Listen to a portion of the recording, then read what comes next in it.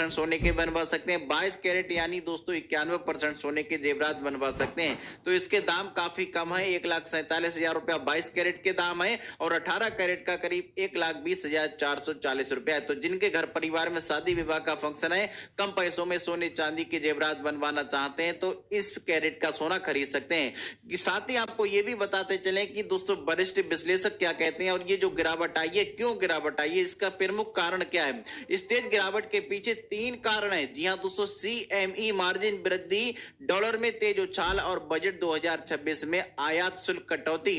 जी हां दोस्तों, वित्त मंत्री निर्मला सीतारमण ने दोस्तों बजट 2026 और 27 पेश किया। इसमें आपको बता दें करीब 53.5 लाख करोड़ रुपए का बजट पेश किया गया। इसमें कई अहम ऐलान किए गए हैं। साथ ही आपको बता दें कि इस गिरावट के बाद अब लोग ये जानना चाहते हैं क्या सोना चांदी खरीदना अभी सही है या फिर अभी इंतजार करना है। क्या सोना चांदी और सस्ता होगा या फिर सोना चांदी फिर से महंगा होगा। इस पर जानकारों ने कहा कि तेज गिरावट के बावजूद सोने और चांदी के लिए लंबी अवधि का आउटलुक पॉजिटिव बना हुआ है। खास कर जब बाजार 2026 की ओर बढ़ रहा है, केंद्रीय बैंकों की मजबूत खरीदारी जारी है, भू राजनीतिक जोखिम और फिएट करेंसी से हटकर विविधीकरण के प्रयास सोने को लगातार समर्थन दे रहे हैं। वहीं चांदी को सप्लाई की कमी और ग्रीन एनर्जी, इलेक्ट्रिक वाहनों, आर्टिफिशियल इंटेलिजेंस, इलेक्ट्रॉनिक्स और सोलर पावर जैसे क्षेत्रों में बढ़ती औद्योगिक मांग का सहारा मिल रहा है। फिलहाल विशेषज्ञ छोटी अवधि में सावधानी बरतने की सलाह दे रहे हैं। निवेशकों को नई पोजीशन लेने से पहले कीमतों में स्थिरता और मुख्य सपोर्ट लेवल पर बारीकी से नजर रखनी चाहिए। अगर आप भी सोना चांदी खरीदना चाहते हैं तो थोड़ा सा आप इंतजार करें। विश्लेषकों का कहना है कि सोना इकट्ठा ना खरीदें, ना ही चांदी इकट्ठा खरीदें, थोड़ा थोड़ा करके इकट्ठा खरीदें जिससे कि आपको नुकसान ना हो। अगर आप दोस्तों पहले से सोना खरीद करके रखें, बेच रहे हैं, तब भी आपको थोड़ा थोड़ा करके बेचना है जिससे कि इकट्ठा आपको नुकसान ना हो। कीमती धातुओं में खरीदारी का बदल गया तरीका। महंगी कीमतों के चलते गहनों की खरीदारी थोड़ी कम हो गई है, लेकिन निवेश के तौर पर सोने चांदी की मांग तेजी से बढ़ रही है।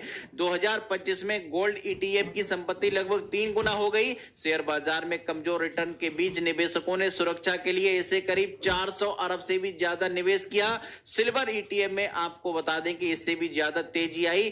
कारण है कि खरीदार सोने से आगे बढ़कर के ज्यादा तेजी से निवेश करने की तलाश में है। साथ ही आपको बता दें कि साथ ही आपको बताते चलें, अगर आप भी इस समय सोना चांदी खरीदने के लिए जा रहे हैं तो इन दामों में और आपके शहर के दामों में 1,000 रुपया से लेकर के 1,500 रुपए तक का अंतर हो सकता है, क्योंकि भारत के अलग अलग शहरों में अलग अलग राज्यों के द्वारा जिस तरीके से टैक्स लगाया जाता है उसी के हिसाब से दाम तय किए जाते हैं। चांदी के दाम अचानक हुए धड़ाम। जी हां दोस्तों, आज 1 किलोग्राम चांदी आपको मिलेगी करीब 3,49,000 रुपया में। तो सूरत, नागपुर, नासिक, बेंगलोर, अयोध्या, बड़ोदरा, चेन्नई, भुवनेश्वर, केरल, रायपुर, हैदराबाद, दिल्ली, मुंबई जैसे इन तमाम शहरों में चांदी का भाव करीब 3,49,000 रुपए प्रति किलोग्राम के स्तर पर पहुंच चुका है।